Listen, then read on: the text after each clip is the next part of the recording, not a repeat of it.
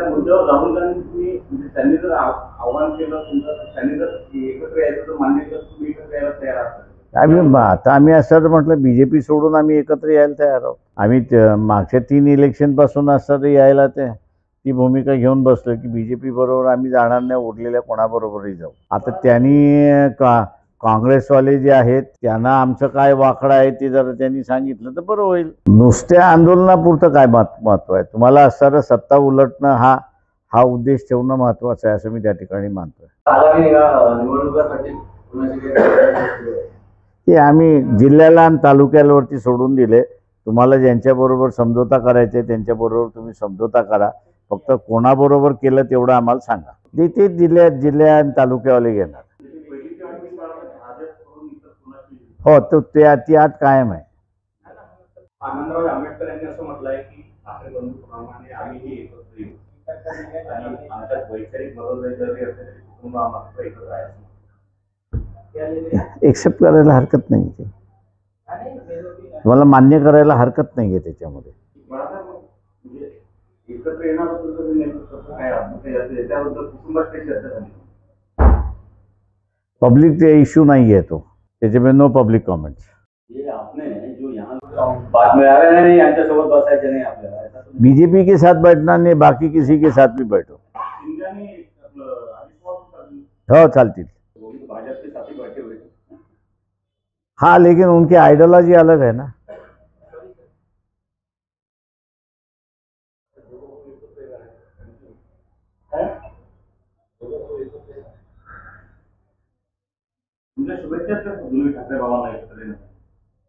मी कोणाला शुभेच्छा देत नसतो राजकारणात. चला, थँक्यू सगळेजण आलात त्याच्याबद्दल आभारी.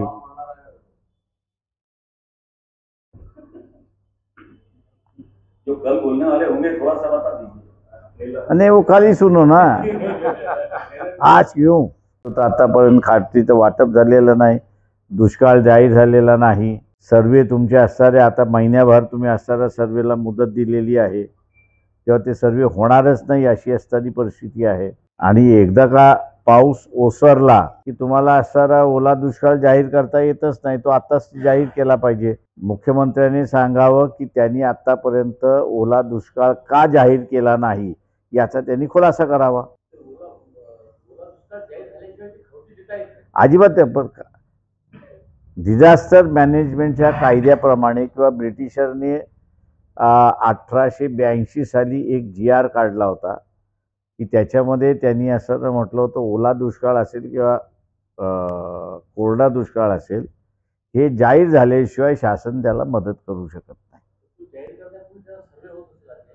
सर्वे काय तुम्हाला आता सॅटेलाइट आलेलं आहे, 2 मिनिटात तुम्हाला असणारा सर्वे होतो.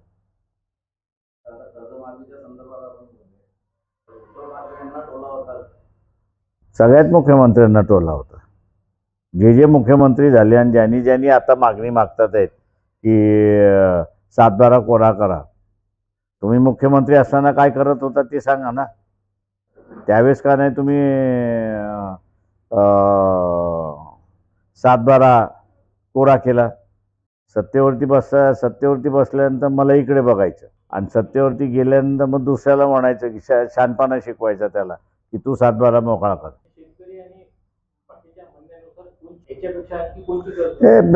मी असं म्हणेन की इथला मतदार जो आहे हा स्वतःशी प्रामाणिक नाहीये. तो प्रामाणिक आहे जात आणि धर्म याच्याशी प्रामाणिक आहे. तुम्ही जर स्वतःशीच प्रामाणिक नसाल तर तुम्हाला न्याय कुठून मिळणार?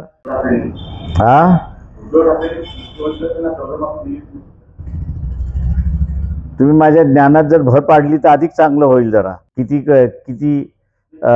किती लाखाचं शेतकऱ्याचं कर्ज माफ झालं होतं त्याची मला माहिती दिली तर अधिक चांगली होईल.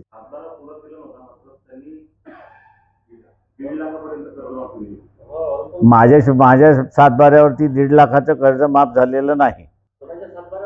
माझ्या 7/12वरचं कर्ज सगळेच नियम असतात, त्याच्यामुळे असं कर्ज आहे माझ्या ह्याच्यावरती 7/12वरती, ते आजही तसंच आहे. अच्छा.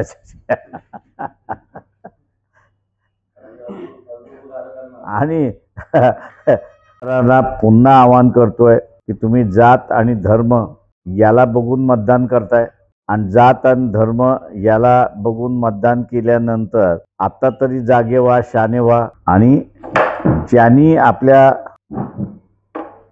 प्रश्नाला दुर्लक्षित केलंय, परिस्थितीला दुर्लक्षित केलंय, यांना कायमचं दुर्लक्षित करा हे आवाहन मी असणारे या ठिकाणी करतोय.